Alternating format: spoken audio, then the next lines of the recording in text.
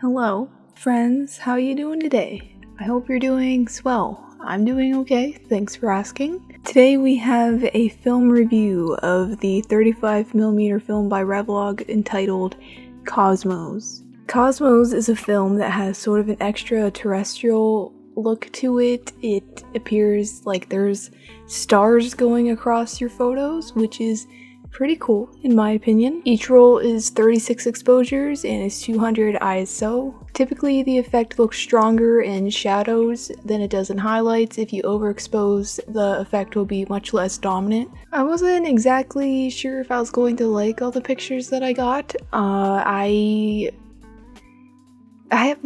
don't know, I got a few that I like, but I might shoot this again. I'm sort of up in the air right now. My ideas for this roll were much more focused on nighttime sort of scenes, and I found the film gets pretty grainy with long exposures, which is sort of expected, but like, I tried to take some astrophotography with this roll, and it did not work at all. I took some long exposures of some fires that we were having, like campfires, and those ones turned out pretty cool. But yeah, I had this roll in one of my cameras, or I shot it with the Canon AE1 program, just so you know. But it took me like 2 months, I think, to shoot it. It was in there for a while, and mostly just because I didn't really have many ideas, I guess, for it. And it's a hard roll to shoot, you know, with the effect, so let's take a look at the pictures, shall we? Alright, so this one I quite like because the stardust effect is very blurry, which I thought looked pretty cool, and I liked how it framed the fire on the left, like that sort of compositionally just worked out really well. I did a long exposure with this one with the fire to get those little stringy effects, because I thought that might be pretty cool, and it is cool. I also like how some of the blue dots showed up in the fire, so the fire kind of looks like it's purple in a way. Pretty cool. This next one is another long exposure of the fire. I do like this one, however I hate how there's like this big strip of black in the center of the photo. I guess I thought that the fires were in the center of the frame, but they weren't. I don't really know what happened there. Whatever, I don't know. I really like the long exposure effect of the lines with the fire. That looks really cool in my opinion. I forgot to say that basically what I did here was I had my camera on a tripod at I think maybe a 2-second shutter speed. I don't remember, maybe 5 seconds. And then basically I just tilted it down on the tripod very slowly to get that sort of dragging effect on the fire. This next one, another one of the fire. This one also turned out really well compositionally. I also enjoy the colors, how the redness of the fire shows up on the ground, but then around it you can still see some green of the grass. I think that turned out pretty cool. This next one, I tried to take some selfies, and they turned out pretty cool. Like, there was only, I think, I took about 4, and there was about 2 that I liked, which is honestly 50% what ratio? Math. Wait, no, that's correct. What am I saying? Oh my god. Anyway, I kind of edited these a little bit more because I found that a lot of the blue showed up in the shadows of my face. So I heightened the blacks in the shadows to sort of make that effect much more prominent because I thought it looked really cool. I do like the effect when it's more subtle like this. So if I shot this again, I might overexpose my photos a little bit by one stop. I don't know. It's a thought that I would have. Or maybe I should just shoot more of the pictures during the day, because I only took like 2 during the day because I didn't think it would look as cool. But I was a little wrong. I'll admit it. Anyway, with the picture, I was trying to go for more of like a soft focus sort of effect, and I think it turned out pretty good. This next one, I have a couple like these. It's like a long exposure I took outside of my window at night, and I think they turned out pretty cool. They look very extraterrestrial, I think, especially because you can see the lights in like the way far back on this one road of that building, how they turn into like stars because the aperture, you know?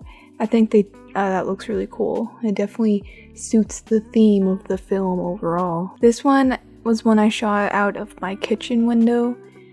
Not my favorite at all. There was more of a sunset than what appears in the picture, but like you can't even tell at all.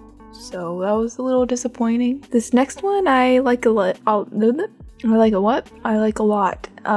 This was another one that I took out of my bedroom window, I think. And it was really humid and my window was like a little foggy-ish, you know, because it rained. And it looks very abstract, but also spooky and interesting. It looks cool. I thought it turned out pretty cool. Another one of the sky. This was a long exposure at night, and as you can see, it's hella grainy. And my scanner is also a problem with that. I have like one of the cheapest scanners you can buy, and it's not the best, but it does the job for the most part.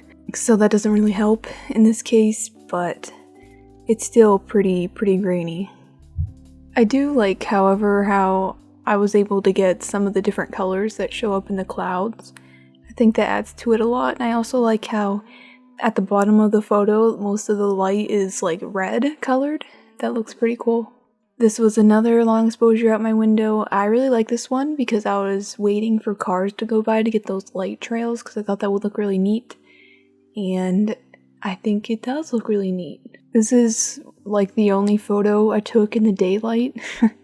As you can see, the effect is much less significant, and with the effect this subtle on this photo, it doesn't look like it's supposed to be there on purpose, in my opinion. Like, it kind of just looks like there was something wrong, like something happened in development or something, and it got damaged. Those are all the pictures that I personally liked the most. I will share the other photos that I took that I didn't like as much, just so you can see like all the different effects that you can get with the film.